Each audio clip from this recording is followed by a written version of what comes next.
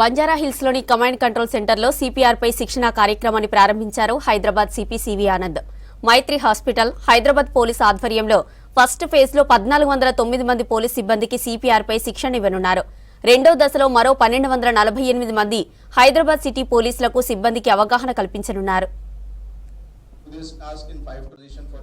Cardiac arrest కారణంగా శరీరంలో ఆగిపోయిన బ్లడ్ మరియు ఆక్సిజన్ సరఫరాను సిపిఆర్ పునరుద్ధరిస్తుందని చెప్పారు సిపి.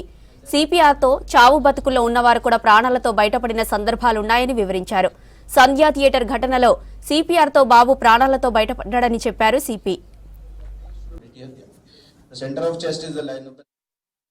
మనందరికి తెలుసు, ఈ మధ్య కాలంలో చాలా సంఘటనలు మనం చూస్తున్నాము. నిన్న కూడా మా కానిస్టేబుల్ ఎవరైతే ఎగ్జామ్ కోసం లీవ్ తీసుకొని వెళ్ళి ఉన్నాడో, అతను ఇంట్లో ఉన్నాడు, చదువుతున్నాడు, సడన్గా అతనికి హార్ట్ అటాక్ వచ్చి చనిపోయిందని లీవ్లో ఉన్నప్పుడు వార్త అందింది.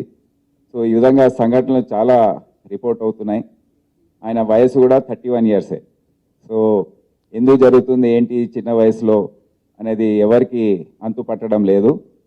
కోవిడ్ తర్వాత ఈ సంఘటనలు ఎక్కువ జరగడంతో మళ్ళీ కోవిడ్ మహమ్మారి సందర్భంగా జరిగిన పరిణామాల వల్ల కొద్దిగా దాని ఎఫెక్ట్ ఉండొచ్చని అనుకుంటున్నారు. కానీ సరి అయిన సమాధానం ఎవరికి తెలియదు.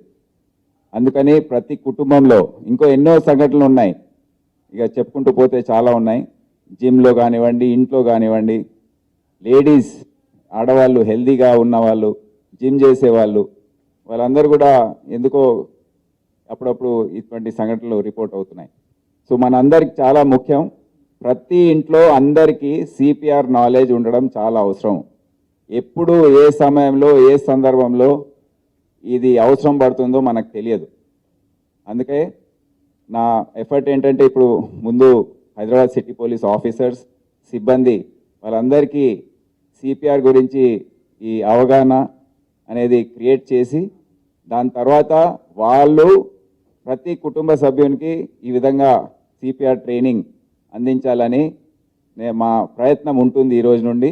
అదేవిధంగా ప్రజల్లో కూడా నేను ప్రతి ఆఫీసర్ని కూడా రిక్వెస్ట్ చేస్తున్నాను, మీరు ఎక్కడ వెళ్ళినా కాలనీలో మా పీస్ కమిటీ మీటింగ్స్ అయినప్పుడు ఇటువంటి సెషన్స్ ఏర్పాటు చేసి ప్రజల్లో ఇది తీసుకెళ్లే అవసరం ఎంతైనా ఉంది.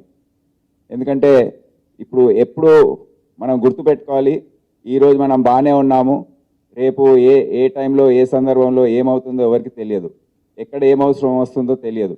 సిపిఆర్ అవసరం అనేది ఎవరికైనా రావచ్చు, రోడ్డు పైన రావచ్చు, ఇంట్లో రావచ్చు, బాత్రూంలో రావచ్చు, ఎక్కడైనా రావచ్చు.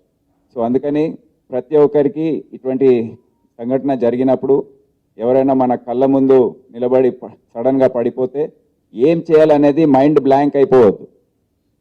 ఇమ్మీడియట్గా కూర్చొని ఈ విధంగా ఒకసారి ట్రైనింగ్ అయి ఉంటే మనం చేసే పరిస్థితి ఉంటుంది. That's why this entire thing is very very useful. In fact along with this, if you can do some mock situations. We are all, just imagine they are all sitting and someone has just announce that someone has collapsed outside.